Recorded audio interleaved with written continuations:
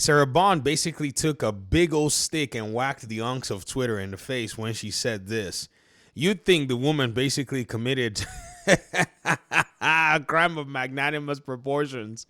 She's basically saying exclusivity is dead. And y'all know how that rings for me. I really like the sound of that. I'm watching on Twitter and I see Legacy HD Killer. He's been on my feed a lot today. He's just been dropping some stuff. But he's an unk of gaming.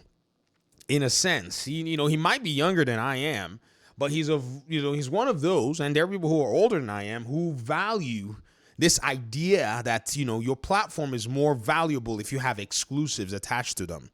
Now, at some point, maybe that was the case, but I gotta tell you, ladies and gentlemen, man, times have changed, man. Like, I'm talking how fast times have changed. And you all are sitting here with me and you know the data, you know the reality, you know what's changed. My question for you is, I understand it's hard to actually accept change, but why are you fighting wind? Like, you might as well go out to your front porch and lob, 1,000 punches daily and say, one of these days I'm going to catch the breeze and I'm going to beat it. And at that point, sure. Because it's one very sure thing.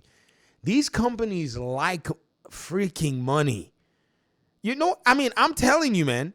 And the amount of, like that they have for money, it cannot be quantified. It is this particular paradigm and reality that helps me to simply predict with certainty that these guys would chase money into the freaking ground. That's it. It is not rocket science. It's not complicated on a podcast where 50 people have to come tell anybody how it's different that Xbox is actually not keeping exclusives from PlayStation, who is also not keeping exclusives. That's got to be the craziest disconnect ever in the whole wide world.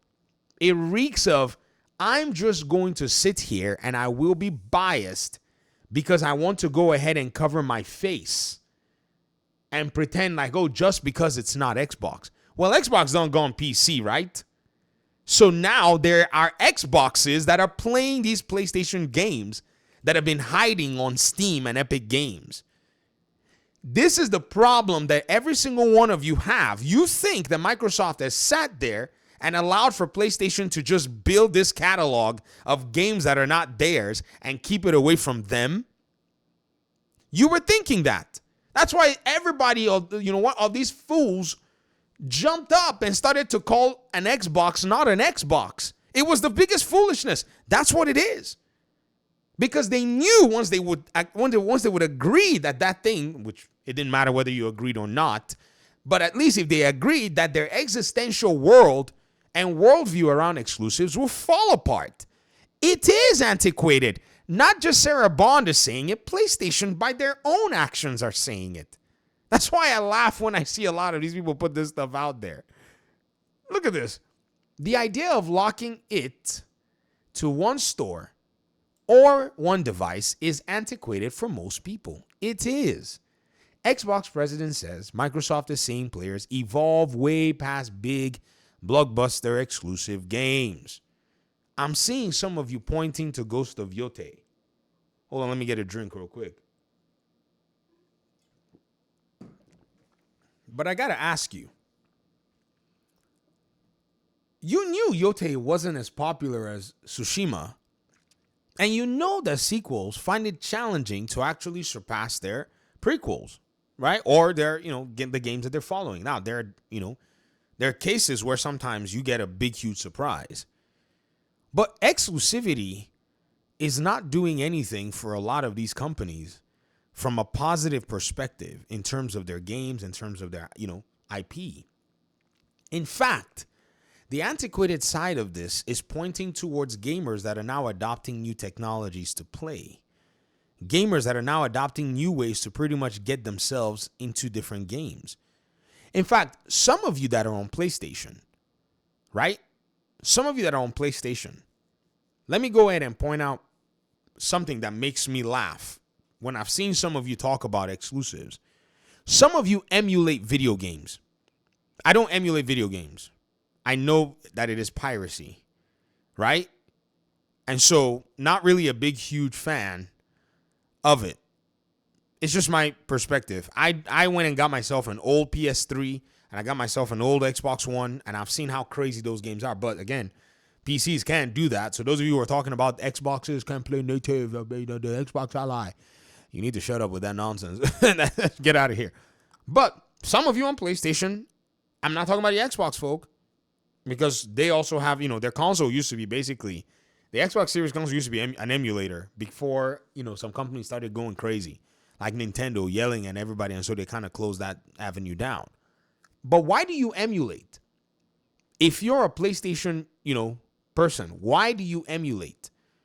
I'm not talking about the person who maybe they didn't have a PlayStation, they had it locked away from them.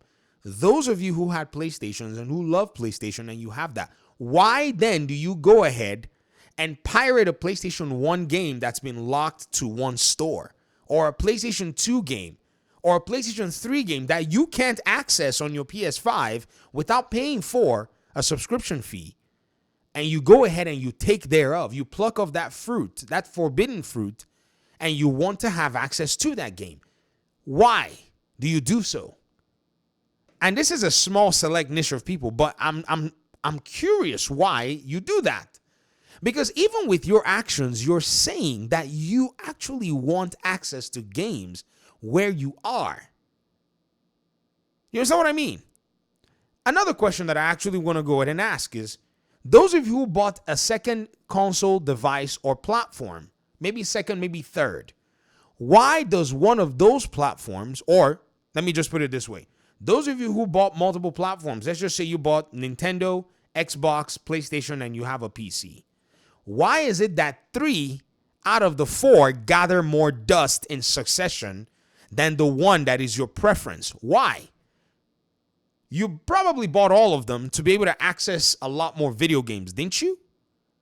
Then why is it that, on average, they're going to gather dust?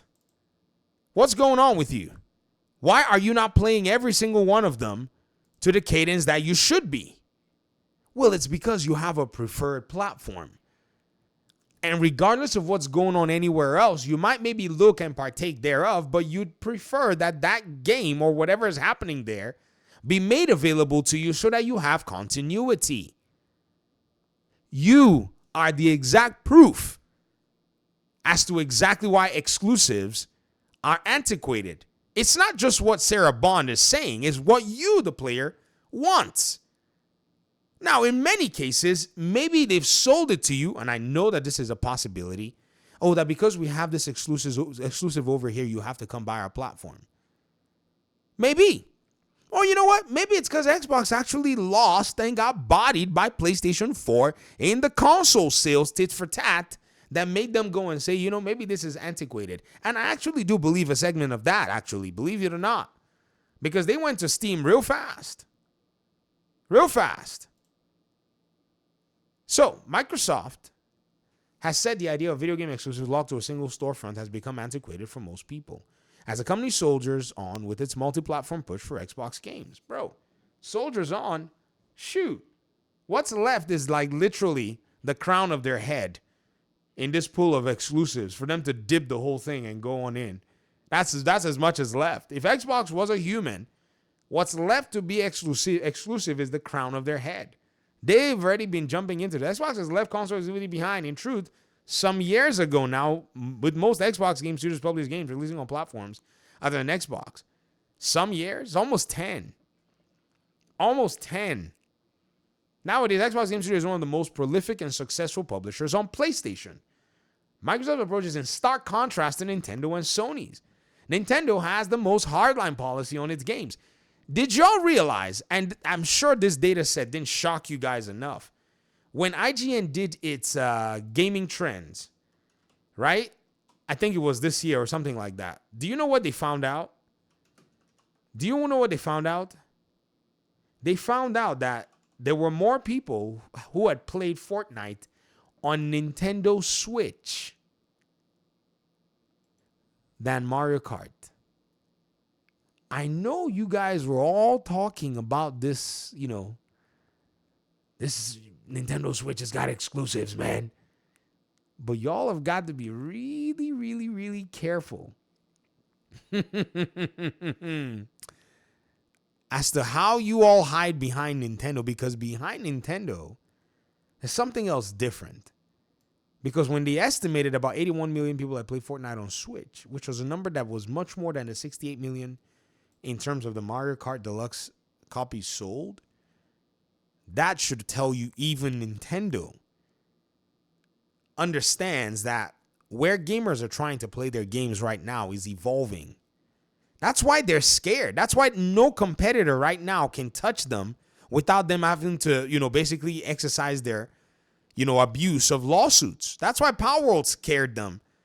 Because apparently their Pokemon game has just basically become something that, according to those who are playing those games, is unsatisfactory, I guess. So please, by all means, sit there and pretend like you really value exclusives when deep down inside your body, you really don't like it. Or deep down inside your body, you'd refuse it if it was an option that inconvenienced where you played. It's that simple. Thank you for watching the video. Peace out.